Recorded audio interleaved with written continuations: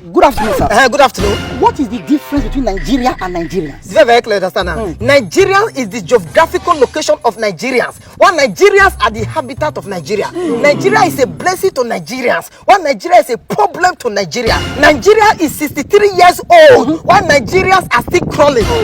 They have failed! Do you know that Nigeria is rich, but Nigerians are poor? Nigeria is blessed with oil, but Nigerians are suffering because of oil. Nigeria is free of its colonial masters, but Nigerians are running to the land of their colonial master for survival. Nigeria have leaders, but Nigerians lack leaders. Nigeria have a great future, but Nigerians are so myopic to picture the future. Nigeria is blessed with mineral, but Nigerians are suffering from political diabetes. My brother, do you know that as I speak to you now, the person that sang the land is green is no longer in the land. She's in another land looking for greener pastures. They told us that education is the key. But do you know that yesterday I see my classmates for international airport, they said padlock. This is a country where every man wants to trample on another man to be elevated. A country where professors are made professors just to announce the result when literate 1 theater office. As I speak to you now, do you know that the salary of an average policeman is 50 liters of fuel? From here to Shogotendo, that be the salary.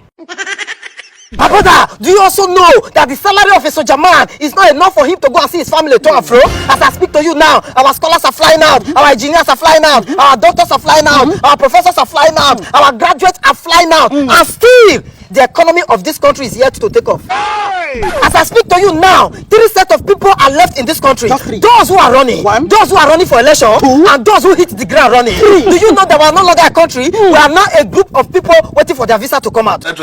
So you mean this full Nigeria now embassy? Yes, those who remain and those who they deny.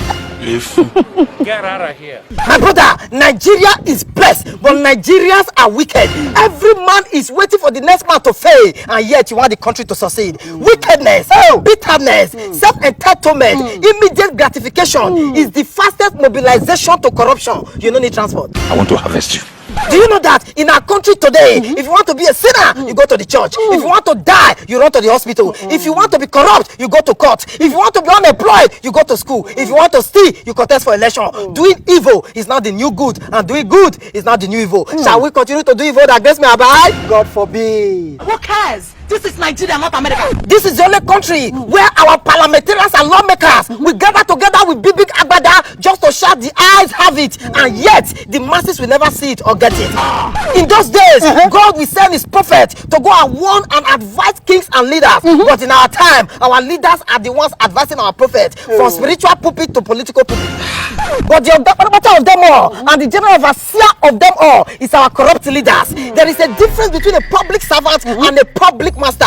When a public servant becomes a public master, then absolute power corrupts absolutely. Do you know that before this country was created, corruption was created, and on the altar of corruption was this country created? Our colonial master were smart enough to have left us in a humpity-dumpty situation. But today, it's still a big shock today that we are still striving. We are even 63 years old, going to 64. It was because of this colonial corruption that a great man called Herbert Macaulay led the first protest in this country, and over time, the gathering of this comrades was given a name called NYM, the Nigeria Youth Movement of 1934. And later, Herbert Macaulay and a few others formed the National Council of Nigeria and Cameroon, NCNC, having Herbert Macaulay as the president and Nnamdi Azikiwe as the secretary. Then the NYM now become AG, the Ashok group led by Awolowo, the famous cocoa farmer.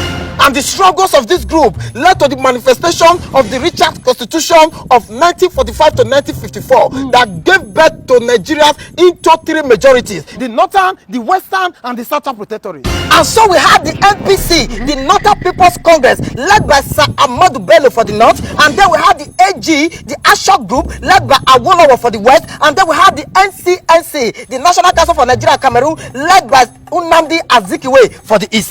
And this gave rise to the John McPherson Constitution that introduced the general election. And later, we had the Lignity Constitution of 1954 that led to decentralizing the government and making Nigeria a federal system of government. The first election was conducted in 1959. We had the MPC and the NCNC coalition automatically made AG, the Action Group, a major opposition party. Because of the coalition, they won. And this gave birth to Sir Tafawa Balewa as the Prime Minister, still under the tutelage of the Queen, and Nnamdi Azikiwe as the Governor General. Because of the MPC and the NCNC coalition. You see?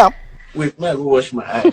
My brother, this did not end well because the MPC later hijacked the government from the NCNC, which means there was crisis between the MPC and the NCNC as leaders of one government. And on the other hand, there was crisis in the AG, the Action Group, between Akintola and Awolowo. So the Prime Minister then, Tafawa Balewa, declared a 6-month state of emergency in the West, and later it got to the imprisonment of Awolowo and Enahoro and few others, which means there was crisis all over the country as planned by the colonial masters. You get it? So now, my brother, you can see that in this country, before Nigeria was bettered, corruption was bettered. All this and many more, they don't want you to know. And then they scrap history from our curriculum so that you will not know the root of your problem. If you don't get it, forget about it. My brother, we were born and raised in corruption. What we need in this country is a political messiah. And then every messiah must have believers, which is the people.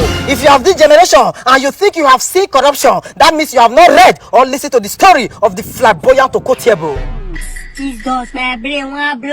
my fellow Nigerians, it is the people that will define themselves for themselves so that they will not be swallowed up by political fantasies. It is time for you to know that you are the change you seek. It is time for us to quit the game blame and be the change. It starts for me and you. My brother, according to Joseph de Maistre, and I quote, every country has the government it deserves.